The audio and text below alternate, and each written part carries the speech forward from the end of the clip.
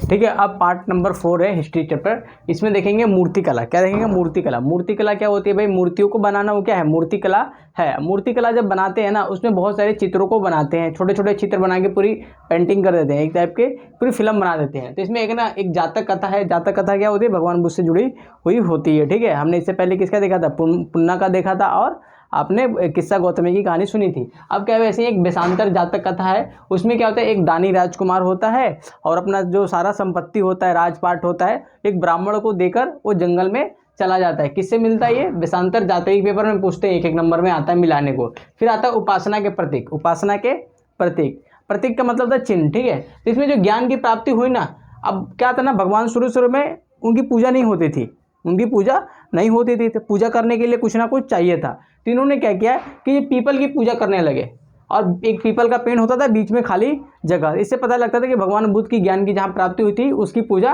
कर रहे हैं। ठीक है, तो ज्ञान की प्राप्ति के लिए वो क्या करते थे? पीपल की पूजा या बोधि वृक्ष कहते थे। खाली जगह, जैसे मान लो एक वृक्ष है ये, ठीक है, इसकी पूजा कर रहे हैं, बीच में खाली जगह है, ऐसे ऐसे बना देते हैं और इसकी पूजा लोग कर रहे थे। इसका मतलब क्या है कि भगवान को जहाँ ज्ञान की प्राप्ति हुई थी। और ऐसे मान लो कि स्तूप है, क्या है? स्तूप है, इसकी पूजा कर रहे हैं, तो मतलब भगवान बुद्ध को महापरिनिर्वाण मिला हुआ है। यानी भगवान जब बुद्ध थे, जब उनकी मृत्यु हो गई तो स्तूप बनाए जाते थे। तो भगवान बुद्ध की पूजा मत करो, स्तूप की कर लो, तो ये मान लेना कि भगवान बुद्ध इसी में है। ठीक है, तो उसको क्या बोलते थे? महापरिनिर्वाण। उसके लिए सिंबल क्या था? स्तूप था।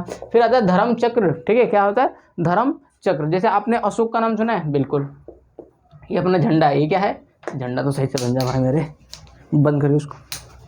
ये मान लीजिए झंडा है, ये क्या है? अपना फ्लैग है। ये क्या है? फ्लैग है। बीच में आप अशोक चिन्ह देखते हैं ना, ये कुछ नहीं था, ये धर्म चक्र परिवर्तन था, तभी हमने इसको फ्लैग में अपनाया हुआ है। तो एक ऐसा चक्र बना होता था, उसकी लोग पूजा करते थे। इसका मतलब ये था कि धर्म में परिवर्तन आ रहा है। और ये कहाँ पर है? ये फर्स्ट जब उपदेश दिया था सारनाथ के अंदर, उसको ये सिंबॉलिक रिप्रेजेंट करता है। समझ में आ गया कि क्या है? धर्म चक्र परिवर्तन। जैसे आता है ना, भगवान जो अपना चक्र है, इसमें कितनी तीलियां है भाई? 24 तीलियां। ये 24 घंटे को नहीं बताती, ये भगवान बुद्ध से जुड़ी हुई, जो भगवान बुद्ध से, जो बुद्ध धर्म से जो चीज़ें जुड़ी हुई है, उनके जो सिद्धांत है, 24 सिद्धांतों को बताता है। सत्य, अहिंसा, चोरी नहीं करना, ये ज़्यादा कमाना नहीं, ये सब लालच नहीं करना, इस सब चीज़ों को बताता है। 24 तीलियां घंटे को नहीं बताता, ये क्या बताता है? ये बौद्ध धर्म के विचार बताता है, 24 विचारों को बताता है, सिद्धांतों को बताता है, जो अपना 24 तीलियां है। समझ में आ गया? फिर आता है लोक परंपरा। लोक परंपरा का मतलब जो पब्लिक में फेमस हो, पब्लिक में फेमस हो। बहुत सारे सिंगर होते हैं, बड़े लोग सुनते हैं, वो समझ में नहीं आता,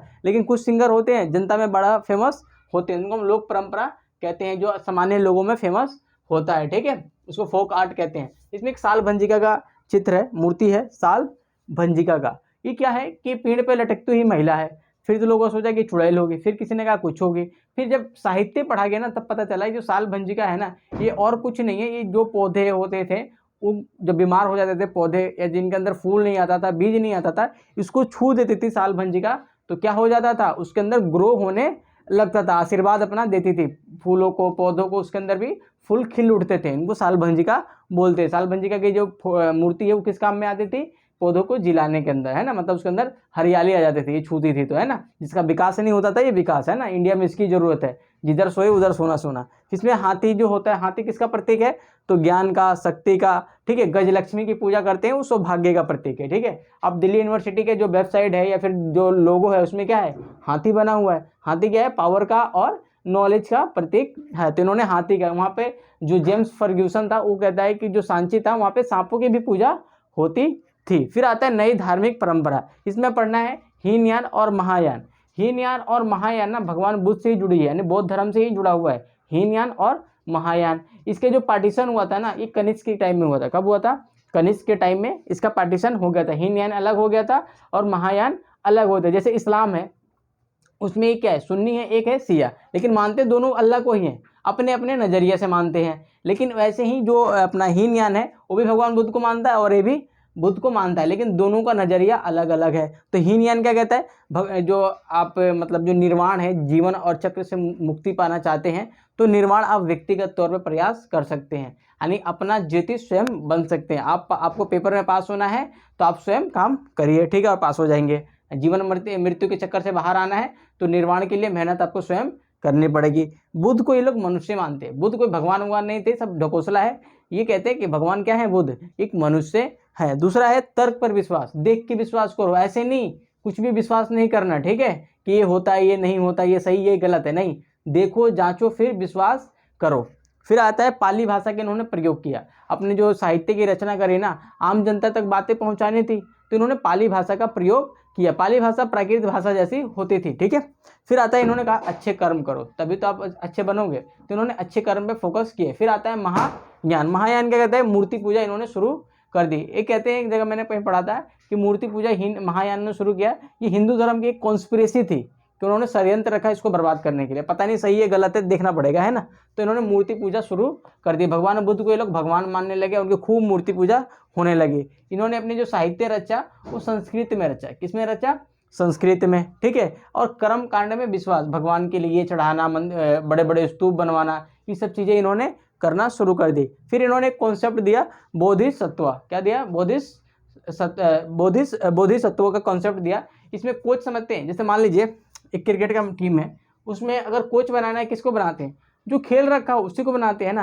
तो ये मतलब बोधिसत्व वह व्यक्ति होता था जो निर्वाण प्राप्त कर लिया और आपको ज्ञान की प्राप्ति करने के लिए दूसरे मार्ग पर ले जाना चाहता है, उसको हम क्या बोलते थे, बोधिसत्व बोलते थे। समझ आ गया। तो बोधिसत्व की निर्वाण प्राप्त कर लिया हो और आपको भी निर्वाण प्राप्त करा देगा, उसको हम क्या बोलते हैं, टीचर लोग होते हैं ना, पहले खुद पढ़ते हैं फिर आपको पढ़ाते हैं, ठीक है। वैसे ही ये भी होता था कि इन्होंने पहले निर्वाण प्राप्त किया होता है फिर दूसरों को निर्वाण प्राप्त करते थे। जो महिलाएं होते थे उनको थेरी बोलते थे, क्या बोलते थे, थेरी, यानी वे महिलाएं जो निर्वाण प्राप्त कर ली है और दूसरी महिलाओं को निर्वाण प्राप्त कराएंगी, ठीक है, समझ में आ गया।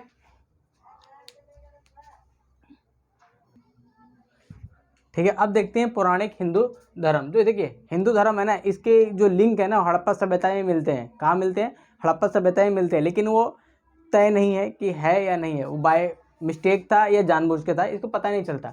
लेकिन हिंदू धर्म में ना दो सेक्ट बहुत इंपॉर्टेंट है, जैसे मुस्लिम में शिया सुन्नी है, मैं यहाँ पे लिख देता हूँ, ये काम आता है, कई बार पूछ लेते हैं मिलाने के लिए। शिया जो सुन्नी होते हैं किस में होते हैं, एमडी में, मुस्लिम धर्म में, ठीक है। हीनयान एंड महायान ये किस में होते हैं, बौद्ध धर्म में, ठीक है, समझ में आ गया। शैव एंड जो वैष्णव होते हैं, वैष्णव, ठीक है, ये किस में होते हैं, आपके हिंदू धर्म में, ठीक है। एक होता है जैन धर्म में, उसको बोलते हैं, क्या बोलते हैं, हाँ, श्वेतांबर एंड दिगंबर ये किस धर्म में होते हैं, जैन धर्म में होते हैं। और अभी आपको पता हो तो आप लिख सकते हैं, ठीक है। तो इन्होंने शैव धर्म और वैष्णव धर्म, देखिए जो शैव धर्म के लोग होते हैं ना, भगवान शिव को अपना आराध्य मानते हैं, उन किसकी पूजा करते हैं, भगवान शिव की पूजा करते हैं, ठीक है। जो वैष्णव धर्म के हैं ये भगवान विष्णु को अपना अवतार मानते हैं और उसकी पूजा करते हैं, ठीक है। जो हिंदू धर्म है वो मूर्ति पूजा करता है, क्या करता है, मूर्तियों को बनाता है और उसकी पूजा करता है। अवतारवाद क्या है, अवतारवाद, यानी हम लोग जो हिंदू धर्म के लोग हैं वो अवतार में विश्वास करते हैं। मतलब जब जब दुनिया में क्या होगा, जब पाप बढ़ेंगे तो ईश्वर आएंगे उसको खत्म करेंगे, अवतारवाद में विश्वास करते हैं। मंदिर का निर्माण करते हैं, हम लोग मंदिर बनाते हैं, मुसलमान लोग मस्जिद बनाते हैं और हम लोग मंदिर बनाते हैं, और उसके कुछ पार्ट होते हैं, हिस्से होते हैं। गर्भगृह क्या होता है, गर्भगृह जो होता है भगवान को रखा जाता है, ये मेन पॉइंट होते हैं। जैसे मान लीजिए ये मंदिर है, ये क्या है, ये अपना मंदिर है, ये क्या है, शिखर, इसको बोलते हैं शिखर, क्या बोलते हैं, शिखर, है ना, खाने वाला नहीं है भाई। और इसके नीचे जस्ट नीचे जो देवी देवता, मुख्य देवी देवता रखते हैं उनको हम क्या बोलते हैं, उस जगह को गर्भगृह बोलते हैं, ठीक है। इसके आगे बाद में पढ़ोगे बहुत सारी चीज़ें होता है इसमें, है ना। इसमें शिखर के भी स्टाइल अलग होता है, द्रविड़ स्टाइल अलग होता है मंदिर का, आपका क्या द्रविड़ स्टाइल होता है मंदिर का, ठीक है, बेसर स्टाइल होता है। सब मंदिरों का प्रकार है, वो बाद में पढ़ने को मिलेगा। शिखर को जगमोहन कहते हैं अलग अलग भाषा में, ठीक है, वो बाद में पढ़ने को मिलेगा। जो गुफा का निर्माण, भारत के अंदर गुफाओं को काट कर, यानी पत्थर को काट कर गुफा बनाया गया। तो बिहार के अंदर एक गुफा है बराबर की गुफा, क्या है, बराबर की गुफा, ठीक है। ये अशोक के द्वारा बनवाया गया था। किस लिए बनवाया गया था, ये आजीवक संप्रदाय को दान देने के लिए। आजीवक संप्रदाय वो संप्रदाय होता है जो नियतिवादी है, ये कहता है कि जो हर चीज़ दुनिया में फिक्स है, हर चीज़ दुनिया में फिक्स है, उसमें हम कुछ भी नहीं कर सकते हैं। तो ये अशोक द्वारा बनवाया गया था, ठीक है। कैलाश मंदिर जो है एलोरा में, एलोरा एक गुफा का नाम है, एलोरा क्या है, गुफा का नाम है, ठीक है। ये महाराष्ट्र के अंदर है, ये यहाँ पे कैलाश मंदिर है। क्या है? कैलाश मंदिर है। कैलाश मंदिर मतलब भगवान शिव के से संबंधित ये मंदिर है। ठीक है, ये चीज़ें समझ आ गई और अपना ये चैप्टर है वो खत्म हो गया। ठीक है, उम्मीद करता हूँ कि आप चैप्टर को पढ़ने से पहले या तो किताब पढ़ें या किताब पढ़ने के बाद आप वीडियो जरूर देखें, कोई सा वीडियो जरूर देखें। ठीक है, आपको बहुत सारे कॉन्सेप्ट क्लियर होंगे, खुद के नोट्स बनाएं, शॉर्ट नोट्स। ठीक है, फिर अपन हम मिलते हैं 5वें पार्ट में। ठीक है।